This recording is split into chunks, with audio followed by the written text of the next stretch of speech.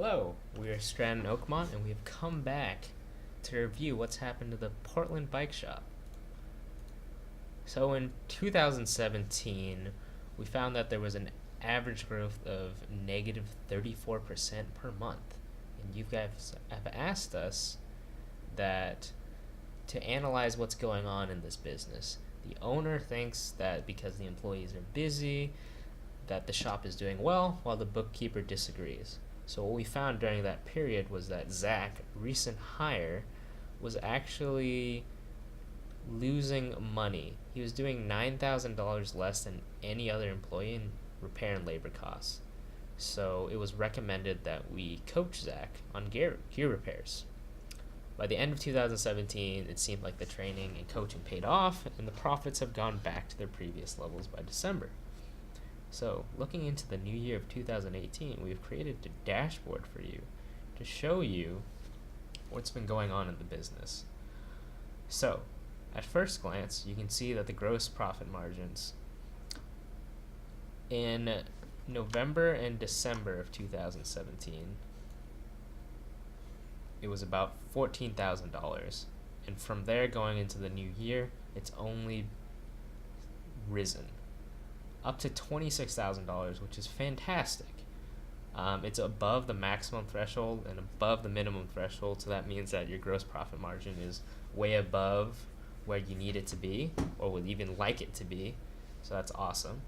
However, during that period, your average customer survey score has decreased. If you look at 2017, it was above this line at 5. 5 was the acceptable customer survey score, and in the next 3 months, it's only declined. The average score was almost a 3, so something's going on there. On further analysis, you can see that the total tickets per technician have just increased dramatically in the new year. In November and December, you can see that it was about here. However, in the next 3 months, it's risen substantially. And the hours worked by each technician shows that as well. You can see that in March, the hours worked is just way beyond the scope of what happened in 2017 and the earlier months. On the other hand, the gross margins have also increased per technician, but this decrease in customer satisfaction is what concerns us, because if you do not get repeat customers, or those customers decide to go to a different business, that will lose you guys profits in the long run. So basically, our recommendation is that you should probably hire a new employee, as this will alleviate a lot of the pressure that the technicians have been under because of the increased business. The reduction in stress and pressure will allow the techs to focus on customer experience during these interactions, which is, again, a vital part in this business. So jumping forward 3 months, we see that the gross margin has once again risen, and it peaked off in May. So what happened there? And let's extend it a little further as well. Something happened here, and what happened was that we hired a new employee, Adam. With Adam in the fold now, you can see that the average customer survey score has increased for the 3 technicians before Adam. This is great. Joe is not quite there yet, but Adam is way below that. So something is again going on. So upon further investigation, we see that the hours worked by technician are very skewed. So remember that in the first quarter, they were about the same. The total amount of tickets and the total amount of hours were about the same across the board. In the second quarter, there's a high variance. So Adam seems to have the most hours worked, and he's just the new guy, while Bob is working a lot less hours, and he's one of the trained technicians that you guys have trusted in the past. looking into the sales again, Adam has increased sales, and Bob is about the same trend about the hours worked. And this is a pattern among all the employees. So Zach works, a medium amount, so does Joe, and they also make a medium amount. Those that work more obviously make more. So what was going on?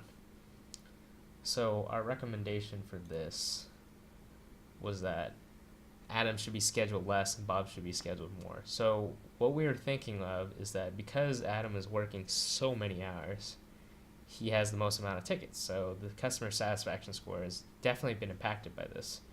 But also what happens is that if you guys were to split the amount of hours that Bob and Adam works, then it would become stagnant again, kind of like quarter one, and everything across the board should be a lot more even. Another thing that you might look into is that we saw that each technician was working on a different repair, and that was a bit of a confusion for us for price segmentation. So it looked like Adam was taking the jobs that gave the most profit, so that's why you see these high numbers. I mean, it's an interesting concept, but obviously it's not working too well in the customer survey score. So if you were to split up the jobs or the amount of hours worked, then you definitely see an increase in customer survey score and a lot more even levels across the hours and sales by technicians. So the main takeaways for this was that looking into the data, you need to be able to not be able to make assumptions based off of faulty data. If you make an assumption, so let's say in Q2 you just said that this is because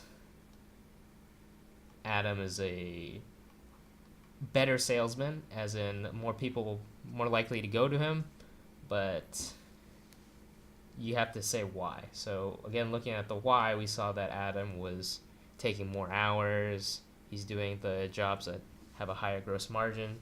So if you make an assumption, you have to have the data to back it up, and you have to make sure that the data is correct. What I mean by that is that just because you have the assumption and you back it up with some data, that might not actually make sense if you do a deeper dive. So that's one of our biggest takeaways, is just to make sure all the data actually correlates with each other. And the total amount of hours we worked was about 28 with an even spread. So thank you again.